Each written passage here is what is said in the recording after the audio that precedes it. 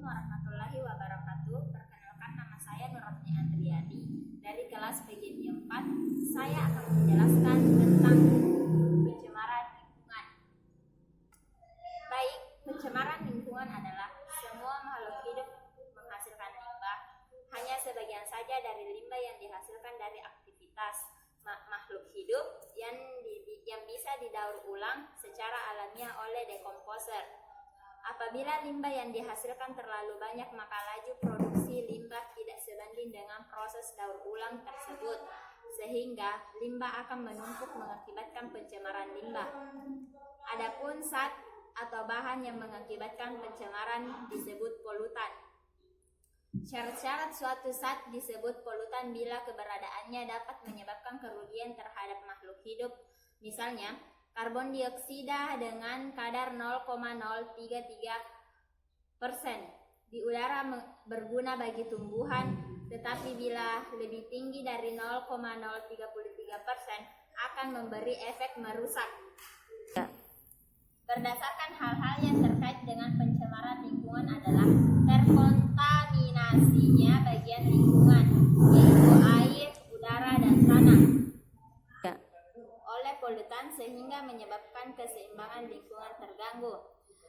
Macam-macam pencemaran lingkungan ada 3, yaitu pertama, pencemaran lingkungan air, pencemaran lingkungan udara, dan pencemaran lingkungan tanah. Pertama, pencemaran lingkungan air.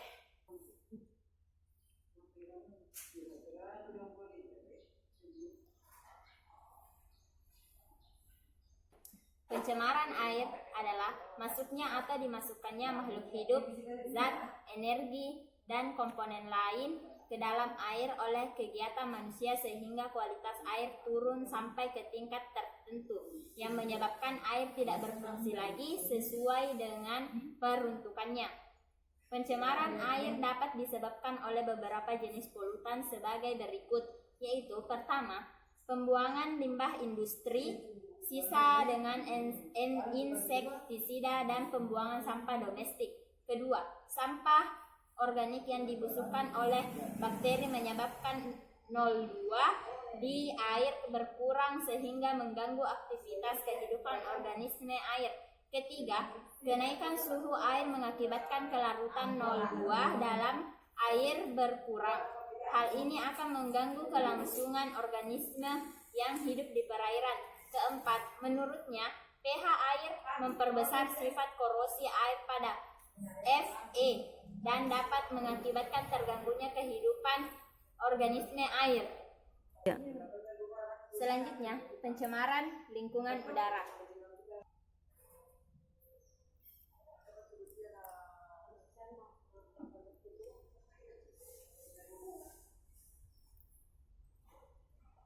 Pencemaran udara adalah pencemaran udara terjadi ketika udara tercemar oleh gas-gas, misalnya dari kendaraan bermotor yang menggunakan bahan bakar fosil. Dengan demikian, pencemaran udara adalah terkontaminasinya udara karena kegiatan manusia, sehingga mengakibatkan kualitas udara mengalami penurunan serta mengubah lingkungan alami udara.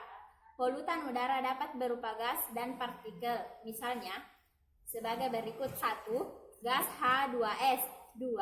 Gas CO dan CO2, ketiga, oksida nitrogen atau NO dan NO2, keempat, belerang dioksida atau SO2, kelima, senyawa karbon.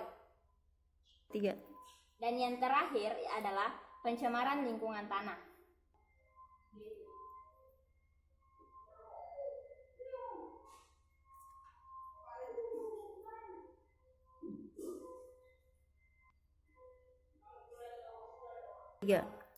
Dan yang terakhir yaitu penjelasan dari pencemaran tanah adalah salah satu komponen lahan berupa lapisan teratas kerak bumi yang terdiri dari bahan mineral dan bahan organik serta mempunyai sifat fisik, kimia, biologi, dan mempunyai kemampuan menunjang kehidupan manusia dan makhluk hidup lainnya. Tanah merupakan bagian penting dalam menunjang kehidupan makhluk hidup di muka bumi. Seperti kita ketahui, rantai makanan bermula dari tumbuhan. Manusia dan hewan hidup dari tumbuhan. Memang ada tumbuhan dan hewan yang hidup di laut, tetapi sebagian besar dari makanan kita berasal dari permukaan tanah. Oleh sebab itu, sudah menjadi kewajiban kita menjaga kelestarian tanah sehingga tetap dapat mendukung kehidupan di muka bumi ini. Tetapi apa yang terjadi? Akibat kegiatan manusia banyak terjadi kerusakan tanah. Misalnya, tong yang dipendam di bawah tanah yang bocor bisa mencemari tanah. 3. Jadi, pencemaran tanah adalah keadaan di mana bahan kimia buatan manusia masuk dan merubah lingkungan alami tanah.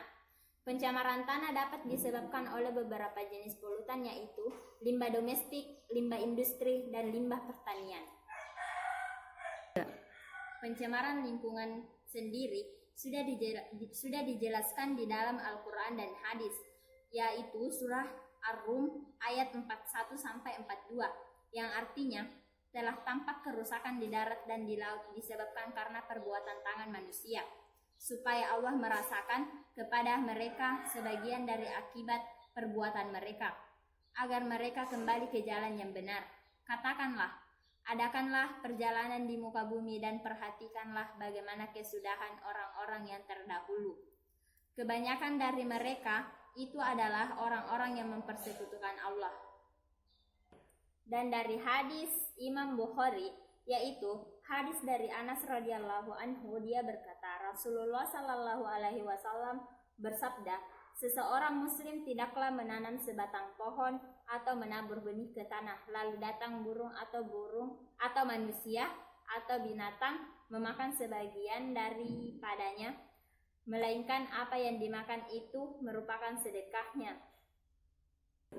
Sekian itu penjelasan tentang pencemaran lingkungan beserta Al-Quran dan hadisnya. Wassalamualaikum warahmatullahi wabarakatuh.